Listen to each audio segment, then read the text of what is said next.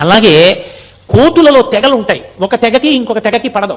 రెండు తెగలు దెబ్బలాడుకుని విపరీతంగా కొట్టుకునేవి. కోతికి కృతజ్ఞత ఎక్కువ. కోతి కృతజ్ఞత ప్రకటించదు. అది దాని లక్షణం. దాని లక్షణాల్లో ఒకటి కోతికి.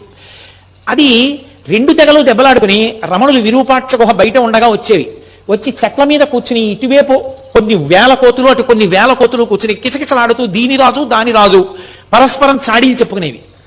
ఇటు తిప్పి వినేవారు.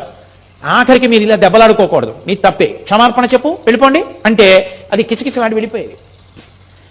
ఆయనకి ఎలా అర్థమయ్యేది? కోతి కిచకిచలాడితే ఆయనకి ఎలా తెలుసు అన్ని వేల కోతులు తీర్పుగా ఆయన దగ్గరికి ఎందుకు వస్తాయి?